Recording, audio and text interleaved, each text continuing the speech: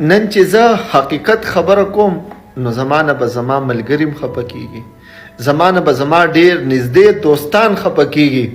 خو یاد وساتئ ورونو، تاسو ته پته ده په دې ټیک ټاک باندې چې کومه فحاشي راغلې ده په دې کې زما پوره حصه ده.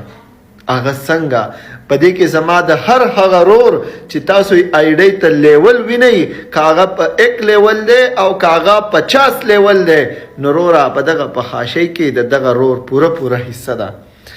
زما په کلي کې جومات جوړیږي، هغې سره څوک چانده نه کوي. زما په کلي کې یو غریب مري، هغه سره زه چانده نه کوم. خو که چېرته جینۍ راته لایو کېناسته نو زه به ورته شعر هم ولم، زه به ورته ښه پوره ګفټینګ کوم. په ما باندې زه به په ځان نه پوهېږم. خو که چېرته د کلي جومات یا د کلي غریب راته ودرېد نو روره بیا زما هیڅ وس نه کېږي، زه بیا ډېر عاجز انسان یم. که زما رور زما خواله رالی چې ګلجي ماله دومره پیسې راکړه چې زه پې ځان ته ښه کپړې او ښه موبایل واخلم، زما وس هغه وخت کې نه کېږي. خو که چېرته ما ته مخامخ دې ځای کې جینۍ کېناسته په دې موبایل کې او زه صرف په دې شیشه ینم چې د ابۍ بچی ما ته مخامخ ناست هغه ته وایم نشته، خو چې کله راته دې موبایل کې په دې ځای مخامخ جینۍ کېناسته په ځان نه پوهېږم، شعر هم ورولم، هر څه کوم، خپل مال پې وړاوم.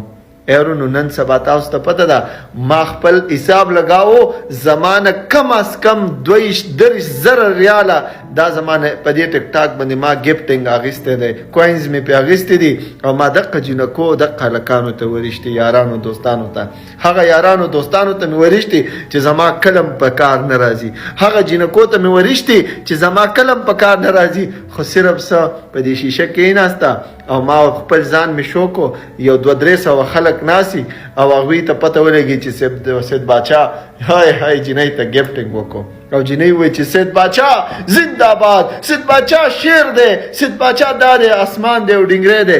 خو ورونو سید باچا صرف د دقه 2 سکندو شعر دی. سید باچا هغه وخت کې شعر نه دی چې په کلي کې جومات غورځېږي، په کلي کې غریب مري د رزق د لاسه، په کور کې ابۍ سوال او منت کوي چې زه په ښه رزق وخورم، ښځه او بچي هغه وایي چې زه ښه جامه واچوم. سید باچا هغه وخت کې شعر نه دی، هغه وخت کې سید باچا هیڅ شی نه دی. خو په دغه وخت کې شعر دی چې کم وخت کې ورته جینۍ کېني او دی ورته دا ګفټینګ ولي او خپلې پیسې خپل اکاونټ پې وړاوئ. ایرونو تاسو ته پته ده زما په دغه 22 زره ریاله نه چې کم 18 لکه روپۍ جوړېدې، زما د کلي جومات پې جوړېدو.